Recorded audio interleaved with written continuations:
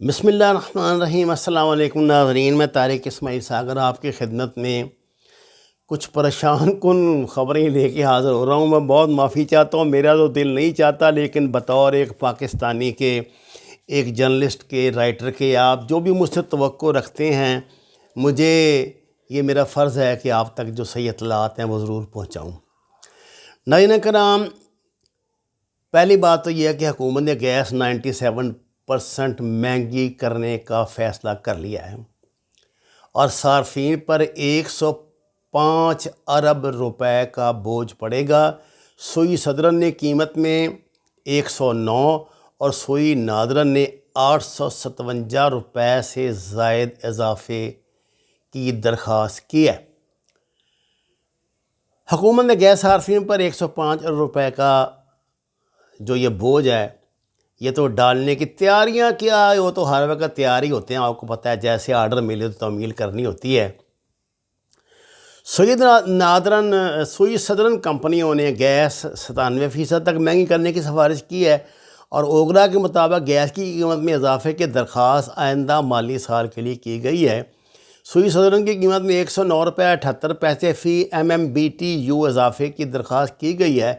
اس کے بعد سوئی صدرن کے نرخ 778 روپے 59 پیسے سے بڑھ کر 888 روپے 37 پیسے فی MMBT ہو جائیں گے۔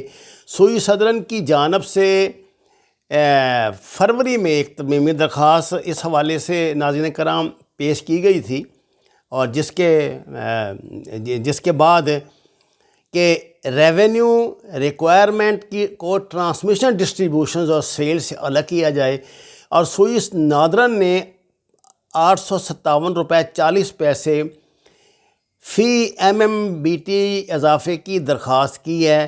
سوئی نادرن کی موجودہ قیمت 881 روپے 40 پیسے ہے، یعنی فی MMBTU۔ گیس کمپنیوں کی درخواست و سماعت کے بعد قیمت میں اضافے کا حتمی فیصلہ ہوگا۔ حتمی فیصلہ کیا ہوگا؟ وہ تو جو وہاں سے بن کے آیا آرڈر، اس پہ عمل ہو ہی جائے گا۔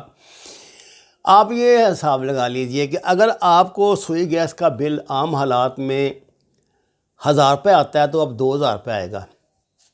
اگر آپ کو 2000 روپے آتا تھا تو 4000 آئے گا، 4000 آتا تھا تو 8000 آئے گا۔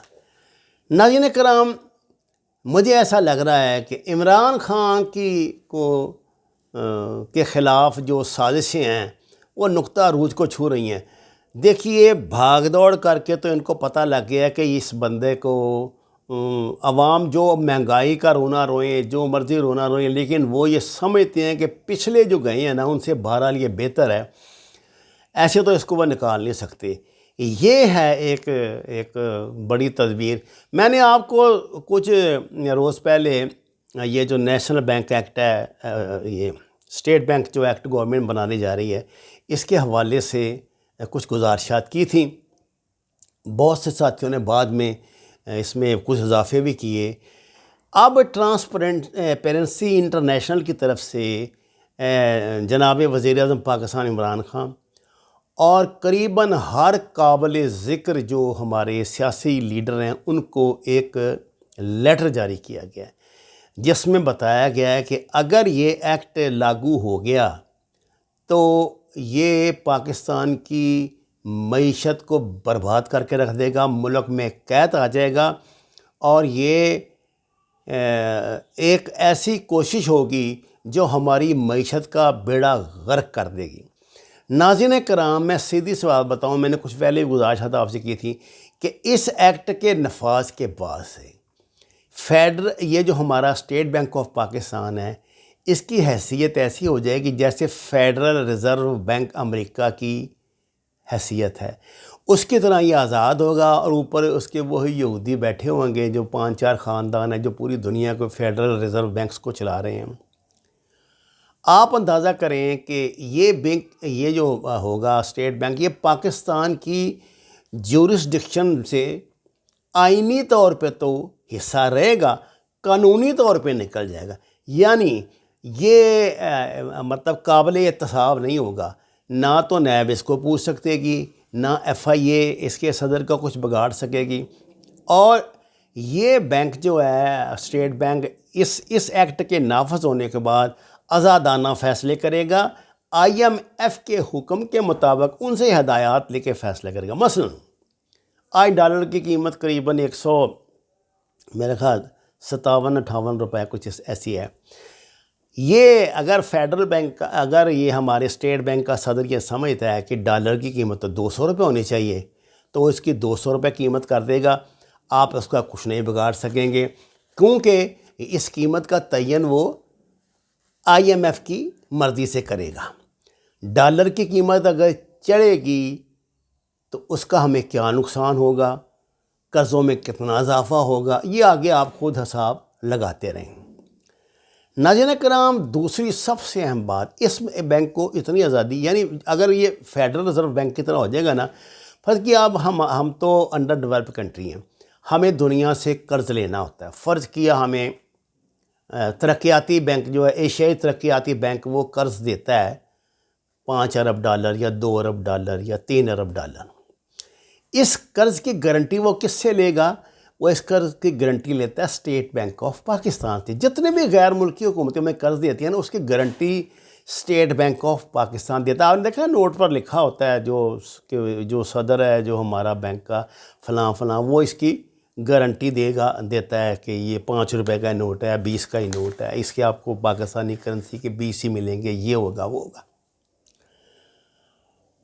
اب فرض کیا جی ترقیاتی بینک سے آپ نے ایک معاہدہ کیا، آپ نے اپنے لنگوٹے ونگوٹے کسے ہوئے ہیں کہ جب پیسہ آ رہا ہے اور کام شروع ہو رہا ہے، جو ایشیائی ترقیاتی بینک ہے وہ اپنی روٹین کے مطابق کہے گا اسٹیٹ بینک سے کہ جی آپ کی اس حکومت نے یہ مجھ سے قرض لیا ہے، اس کی گارنٹی مجھے دیں کہ قرض ادا ہو جائے گا۔ اسٹیٹ بینک کہے گا جی میں تو گارنٹی نہیں دے سکتا، اس کی صدر کی مرضی ہے۔ اگر وہ گارنٹی نہیں دے گا تو پاکستان گورنمنٹ اس کا کچھ نہیں بگاڑ سکتی اپنے اسٹیٹ بینک کا، کیونکہ صدر کے خلاف تو کارروائی ہو ہی نہیں سکتی، وہ تو مبرہ ہے اس سے۔ اور دوسرا وہ آپ کے ماتحت نہیں رہا، اس کی اپنی ایک آزاد جو ہے اس کی آزادی کیا ہم نے خود دے دیا اس کو۔ اب جناب اسٹیٹ بینک نیشنل ترقیاتی وہ جو ایشین ترقیاتی بینک، میں مثال سے بات کر رہا ہوں، آپ کوئی اور بینک کا بھی نام لے لیں بشک، وہ کہے گا حکومت سے کہ جی اسٹیٹ بینک تو آپ کا ہمیں گارنٹی نہیں دے رہا، آپ ایسا کریں کہ فلاں جو ایئرپورٹ ہے نا وہ گروی کر دیں، گروی کر کے پھر قرضہ لیتا۔ آپ روٹین میں اب یہ بینک سے، مسلم کمرشل بینک سے، نتو پھتو بینکوں سے 2 لاکھ روپے قرضہ لیتے ہیں، جواب میں وہ آپ کے گھر کے کاغذ، دکان کے کاغذ، کچھ نہ کوئی گارنٹی تو رکھتے ہیں نا سر اپنے پاس، تو گارنٹی میں آپ نے یہ گروی رکھ دیا۔ اچھا یہ کوئی ایسی بات نہیں ہے جو میں آپ کو کوئی مطلب مریخ کی باتیں میں نے سنانی شروع کر دیا یا کوئی بڑے خطرناک بات کہہ دی ہے، پریشان نہ ہو، اللہ کے فضل سے ہماری موٹر وے، ہمارے بیشتر ایئرپورٹ یہ گروی پڑ چکے ہیں پہلے، یہ پہلے سے گروی بھی ہیں، یہ بھی یاد رکھیں، یہ ویسے گرتے ہیں، اسٹیٹ بینک کے بغیر ہی ہم نے گروی رکھے ہوئے ہیں۔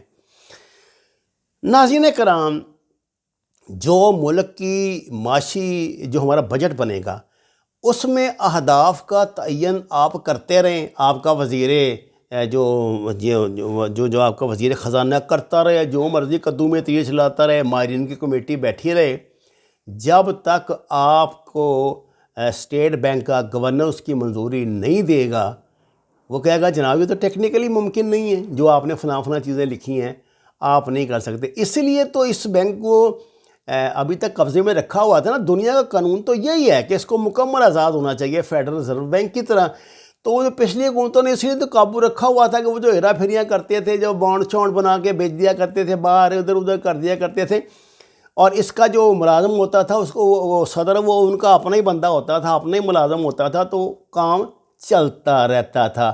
اب عمران خان صاحب کو چونکہ پابند ہیں ہم، دنیا کے جو آئی ایم ایف کے جو قوانین ہیں ہم نے ان سے قرضہ لیا، ان کے پابند ہیں، ورلڈ بینک کے پابند ہیں، اور بھی بڑے حقوق کے پابند ہیں، تو وہ پابندی پوری کرنے کے لیے ہمیں یہ مطلب یہ جو زہر ہے یہ بھی نگلنا پڑے گا۔ اب میں آپ کو بتا دوں ٹارگیٹ کیا ہے ان کا۔ ٹارگیٹ صاحب یہ ہے آپ کے ایٹمی اثاثے، یہ آپ کو مسلسل مہنگائی کروا کے، جیسے میں نے ابھی بتایا گیس کی قیمت کا، اس سے پہلے میں نے آپ کو کل پرسوں بتایا تھا بجلی کی قیمت کا، اتنی قیمتیں بڑھا دیں گے کہ لوگ اپنے مطلب ہاتھ کھانا شروع کر دیں گے، اپنے بچے کھانا شروع کر دیں گے۔ تو غربت آپ سے کیا کیا کروا دی؟ آپ نے وہ تصویریں نہیں دیکھی جو افریقہ کے صحراؤں میں جب وہ اوپر سے وہ کنک پھینکتے ہیں، نیچے گندم پھینکتے ہیں، تو وہ ریت سمیت اس کے دانے وہ بیچارے اکٹھے کر رہے ہوتے ہیں، اور دیکھا ہے کیسے ڈھانچے بنے ہوتے ہیں۔ یہ پاکستان کو خاک میں بدھن، خاک میں بدھن، خاک میں بدھن ایسا پاکستان بنانا چاہتے ہیں۔ کیا آپ کو یہ پاکستان قبول ہے؟ یہ آپ سے کہیں گے ٹھیک ہے جناب کوئی بات نہیں، اگر اسٹیٹ بینک گارنٹی نہیں دیتا تو آپ ایسا کریں کہ اپنے ایٹمی اثاثے گروی رکھ دیں۔ یہ ہے ان کا اصل ٹارگیٹ۔ ایک دن یہ آپ کو اتنا مجبور کریں گے کہ لیبیا کی طرح آپ ہاتھ باندھ کے اپنے پی آئی اے کے جہازوں میں یہ اثاثے رکھ کے تو امریکہ پہنچا دیں گے، یا جہاں کہیں گے وہاں پہنچا دیں گے۔ یہ وقت یہ ہم پہ لانا چاہتے ہیں، یہ ان کا ٹارگیٹ ہے۔ میں نے آپ کو بالکل جٹکی زبان میں جو ہماری روایتی زبان ہے اس میں بات کر دی ہے، سمجھ آ جائے تو فابیا، نہ آئے تو پھر اللہ ہمارا مالک ہے، وما علینا الا البلاغ المبین۔ ناظرین کرام، درخواست ہے قرآن اور نماز سے ہدایت حاصل کریں، ہمارے چینل کو سبسکرائب کریں، لائکس دیں، سچ کے سفر میں ہمارا ساتھ دیں۔ آپ کا بہت شکریہ۔